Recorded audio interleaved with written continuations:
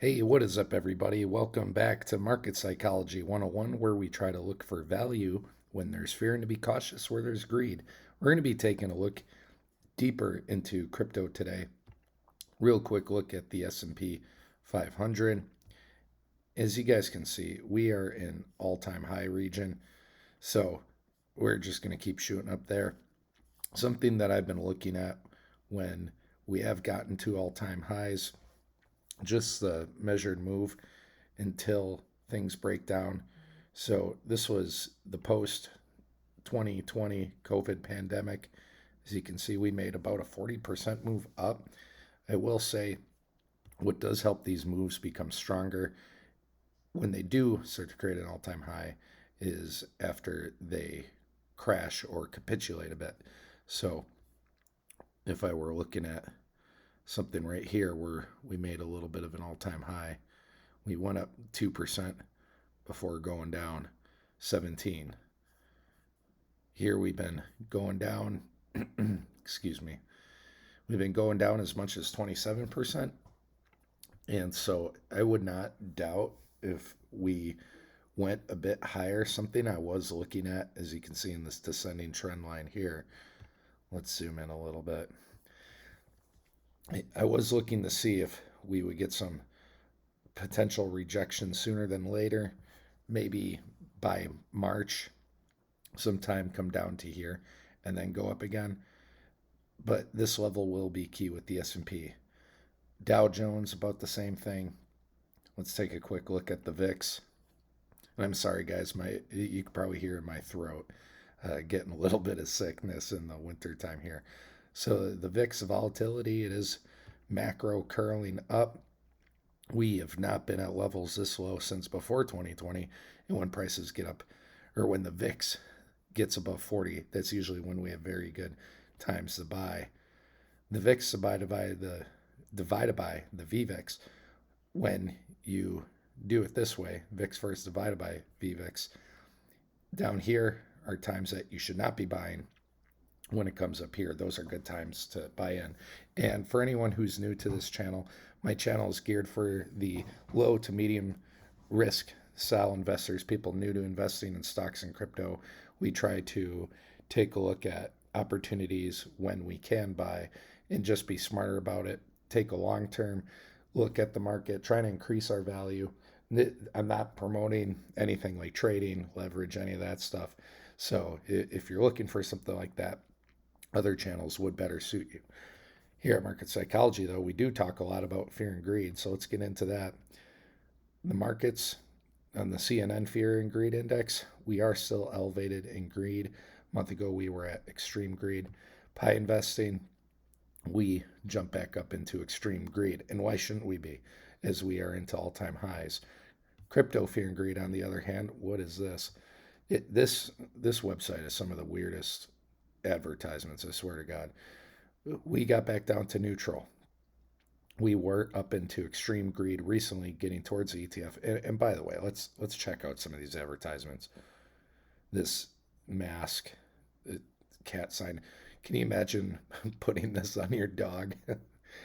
All right, alrighty then. So as you can see, as we got close to the ETF, we just ticked into extreme greed. That's anything 75 or above, and we're slowly coming back down. If we zoom out, we've been in this macro uptrend since we did bottom around November of 2022. So where the greed and fear is doesn't have to match where the price is. This was the last crypto bottom for Bitcoin when we got to the 15, 16,000 levels. So yeah, I am looking for a break of that trend. Something similar. I've seen this played out in half the time. But when we got the mid-cycle top in 2019, we got the 95 before coming back down. Obviously, this is a COVID crash, and then we had our bull run afterwards. Altcoin market, this is 2018, January, when we capitulated downwards, sold off. Again, this does not equate with price one to one. This was the mid-cycle Bitcoin top in here. So this is the alt season chart before going up. Something you can see here, macro-wise, we've still been trending down. Had a little bit of a break above it. Now we're returning more to normal. But as you can see, there's a possible reversal sign. So it might be time to accumulate alts if you can find them at good prices. Bitcoin rainbow chart, we've talked about this before. Each halving cycle, it seems to move up a zone, is one of the patterns I've seen. So you could argue that we would get into this still cheap zone around the halving, which would put us a little bit above 50,000. We will see if it gets there. Let's get into Bitcoin though. So with Bitcoin, I have it on the weekly time frame right now. And I talked about this a couple videos ago where we had a macro weekly sell signal. And this is one indicator I really like and use, and that's the 1020 MA crossover with Heikin-Ashi signals. When we get these weekly sell signals, you can watch that video, but I showed we usually go down if we begin with that signal, not if we're chopping around and we go buy first, but if we start with the weekly sell signal, usually we can get from the top there down to 15%, which takes us right around 36,000, which also, if you zoom out, is where our macro fib is from the last high to the last low. So we wicked up to the 382, just in the 49,000. Right now we are under the 0.5, and I believe with that macro weekly sell signal, we could get down to the 618, 36,000, and then possibly towards 27,000. And the reason I believe that is possible is because when we take the last 4-year cycle, high to low, and we measure it the same way, look at this, we wicked up to that 382 fib. We wicked up to it. This took 6 months from the bottom. This last mid-cycle top took a year, if that is a mid-cycle top. And yet, you can look, anytime we were under the 0.5 was a good time to buy. Anytime we were under the 618 was the greatest, best time to buy. Sure, if you were super patient and you aped in right here, great, good for you. However, if you're going to take a DCA strategy, it would not be bad to buy in between this 0.5, 786 level in here. Let's zoom over to this side and look at what that would be. Excuse me. So that would be under 42,000 to 27,000. And guys, I don't know the future. I don't know if it's going to get there, if it's going to play out similar, where we slowly chop around, come down, get a recession, crash, boom, come back up. I don't know what the hell's going to happen, but it is something to consider. That is what happened last time. However, my counterpoint to that would be that in between each halving cycle, crypto becomes a little bit less volatile. So maybe we won't see as many or as much of an extreme move to the up and down side. Again, though, remember what I said. When we get these sell signals, the average with them is around 15 to 25%, the drawdown. And I looked over the last 4 years, there was like one exception. So 15% around there puts us at 37,000. And then if we went down here, that'd be 40%. I do think if it got down there, it would take time. Again, we're just making comparisons, and please don't make predictions purely based off comparisons. Too many crypto YouTube channels do that, and I know it looks like I'm doing that right here. That's not what I'm telling you guys to do. What I am recommending you guys do is have a plan and increase your time in the market so you can react to the conditions that meet your plan and then decide whether to go in. I don't go purely off of fibs. I look for other things like RSI and buy sell signals. But if you look here, look down at the date here, we topped around June, July, and we were there for a little bit over a year. So the counterpoint to that is this took 6 months. For us right now, it took a year. It took a year to get down from the lows to the high we're at now. So do we only have 6 months left before we take off? That would be the inverse of this. So from this bottom to this possible mid-cycle top, to me, it would kind of fit nicely with all the ETF stuff. from here, do we only have 6 months? This is the halving here, April. Do we only have 6 months until things start to take off again? And then maybe we'll get down to here and then shoot back up. I don't know. Can't predict the future. Something else to consider, macro wise, is you can see we're on the weekly. This is total 3. So this is the market cap of all crypto outside of Bitcoin and Ethereum. We started with a sell signal, got a little bit of a buy signal. So you can see we're bouncing off that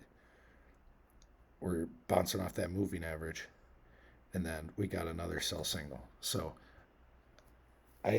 I'm looking for total 3 to get down to this moving average here, and maybe it loses about 30 billion overall. If it got below that, then maybe we go back down to this trend line that we've been bouncing off of. And if so, that might lead to some good opportunities to buy. And as far as some cryptos that aren't at a bad value, I've talked about this before with you guys. When I look at a stock, when I look at a crypto, I look at what it's done in the last year. Are we closer to the highs or the lows? So something like Ethereum, and I apologize for all the fibs, we're closer to the highs.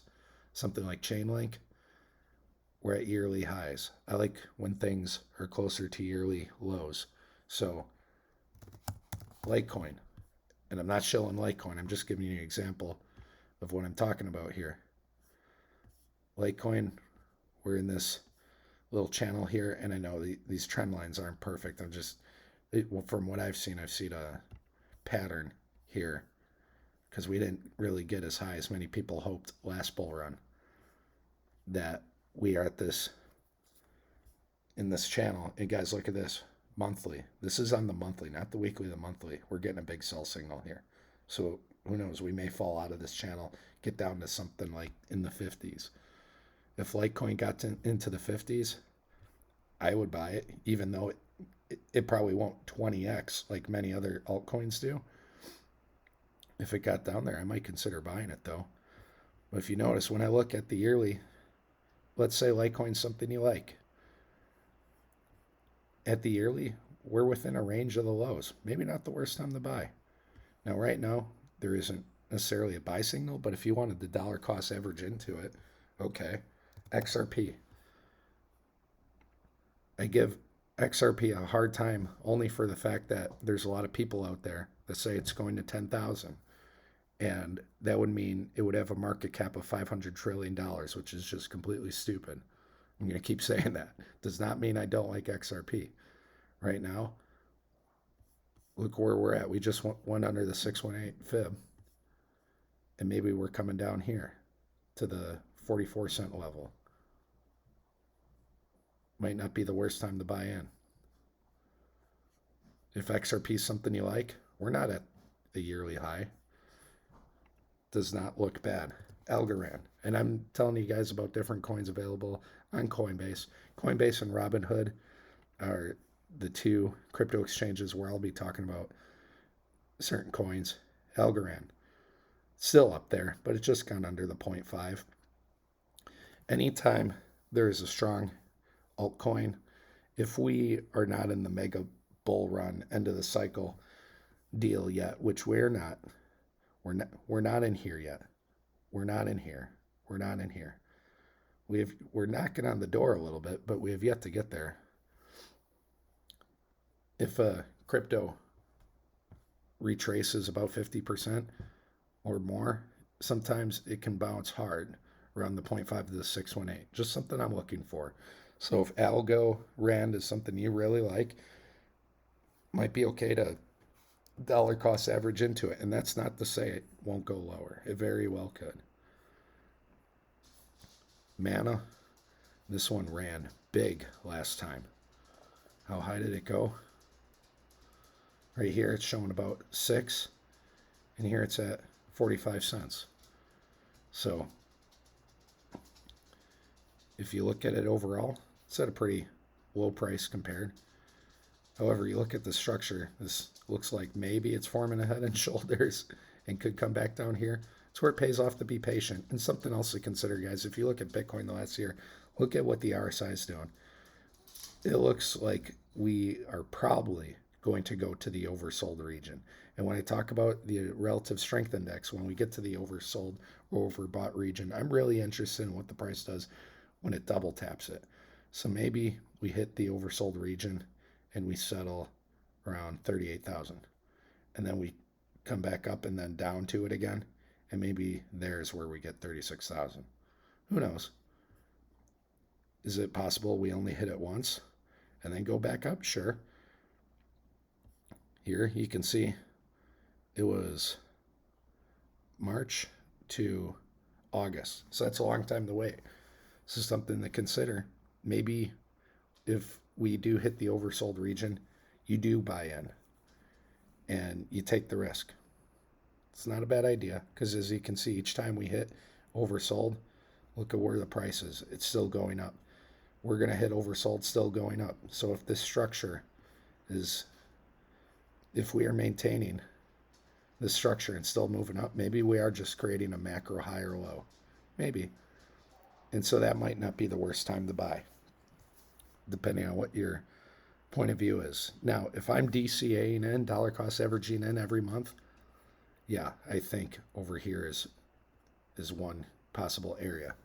But again, guys, that does not mean things can't go lower.